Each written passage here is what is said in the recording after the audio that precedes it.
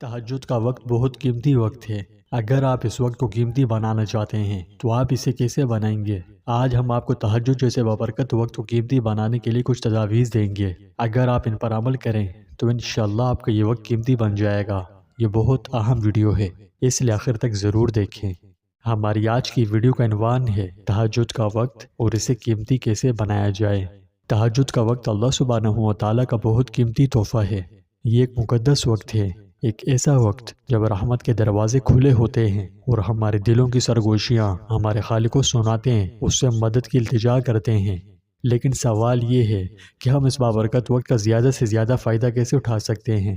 اگر آپ تہجد کے وقت کو قیمتی بنانا چاہتے ہیں تو اس ویڈیو کے آخر تک ہمارے ساتھ رہیں، کیونکہ ہم آپ کے ساتھ اس بابرکت وقت کو قیمتی بنانے میں مدد کرنے کے لیے انشاءاللہ کچھ طاقتور ٹپس شیئر کریں گے، لہٰذا آخر تک ہم سے جڑے رہیں۔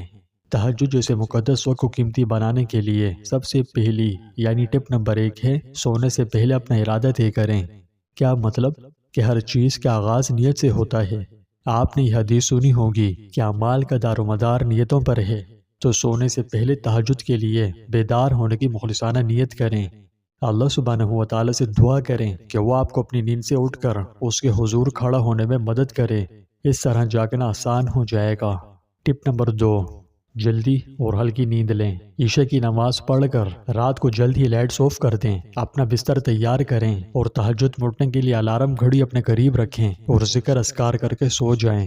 نبی کریم صلی اللہ علیہ وسلم نے ہمیں رات کو جلدی سونے اور بھاری کھانا کھانے سے پرہیز کرنے کی تعلیم فرمائی ہے، لہٰذا ہلکے دل و دماغ اور جسم کے ساتھ سونے سے تہجد کے لیے بیدار ہونا آسان ہو جاتا ہے اور اس طرح آپ تھکن کے بجائے تازہ دم اٹھتے ہیں۔ ٹپ نمبر 3، اپنی سہولت کے طور پر الارم استعمال کریں۔ کوشش کیجیے الارم لگا کر سونے کی۔ اس کا یہ فائدہ ہوگا کہ رات کے آخری تہائی حصے میں ایک ہلکا الارم بج رہا ہے اور آپ سکون سے جاگ کر مسکرا رہے ہوں گے، تو الارم لگائیں اور اسے ایک مددگار سمجھیں، نہ کہ اپنا دشمن۔ اکثر کیا ہوتا ہے کہ نیند سے کوئی جگائے تو اس پر بہت غصہ آتا ہے نا؟ تو بجائے دشمن کے اسے اپنا دوست سمجھیں اور الارم کو اپنے بستر سے دور رکھنے کی کوشش کیجیے تاکہ آپ اسے بند کرنے کے لیے اٹھنے پر مجبور ہوں۔ اور یاد رکھیں، اللہ سے مدد مانگیں۔ بے شک آپ الارم لگا کر سوئیں، لیکن تہجد میں بیدار ہونا صرف توفیق الہی سے ہی ممکن ہے، اس لیے اسے مدد ضرور مانگیں۔ یقین کیجیے، جب آپ اپنے الارم کو سیٹ کر کے اور اللہ کی مدد دونوں پر بھروسہ کریں گے تو آپ کے لیے تہجد میں اٹھنا بہت آسان ہو جائے گا انشاءاللہ۔ ٹپ نمبر 4، تہجد میں اپنے پہلے لمحات کو پرامن بنائیں۔ کیا مطلب؟ جب آپ بیدار ہوں تو سب سے پہلے سکون سے بیٹھ جائیں، فوراً نہ اٹھیں اور آپ کو بیدار کرنے کے لیے اللہ کا شکر ادا کریں۔ مسنون دعائیں ہیں وہ پڑھیں اور اپنے دل کو تر و تازہ کرنے کے لیے استغفار کریں۔ ٹپ نمبر 5، طہارت کی حالت میں قرآن شریف کی تلاوت کریں اور ذکر و اذکار پہ مشغول ہوں۔ اس بابرکت اور خاص وقت کو قرآن سے جوڑنے کے لیے استعمال کریں۔ نماز کے علاوہ چند آیات بھی پڑھیں اور ترجمے کے ساتھ سمجھ کر پڑھنے کی کوشش کیجیے، ورنہ کم از کم صرف تلاوت ہی کر لیں اور ذکر اذکار کے ساتھ اس پر عمل کریں۔ تہجد کا مطلب صرف لمبی دعائیں نہیں ہوتی، بلکہ اللہ کی یاد میں خود کو لگانے، اپنے دل کو اس کی یاد میں مشغول کرنے کے لیے ہوتی ہے۔ نہیں پتا کہ یہ کیسے کریں تو تسبیح فاطمہ سبحان اللہ، الحمدللہ، اللہ اکبر کہیں اور استغفر اللہ اپنی روح سے کہیں، یعنی خوب رو رو کر۔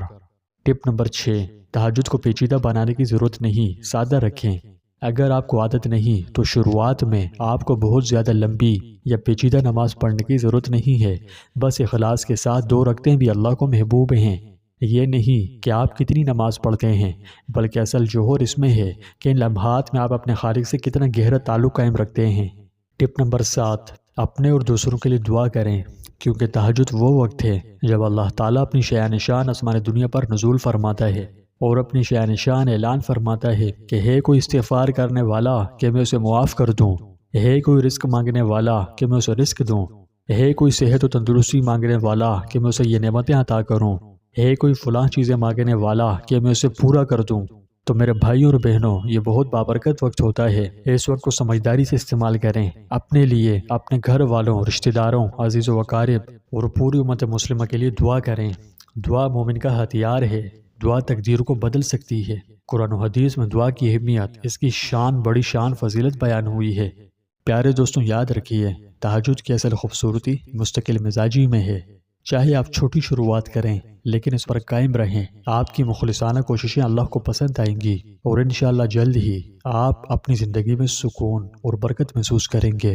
تہجد کے وقت کو قیمتی بنانے کے لیے یہ چند قیمتی اور خوبصورت تجاویز ہیں، تو آج رات سے ان پر عمل کرنے کی کوشش کیجیے اور دیکھیں کہ اللہ کے ساتھ آپ کا تعلق کیسے مضبوط ہوتا ہے انشاءاللہ۔ اللہ پاک ہمیں فرائض کی ادائیگی کے ساتھ تہجد جیسے قیمتی وقت کی قدر کرنے، اسے اپنی خوشنودی میں گزارنے والا بنائے۔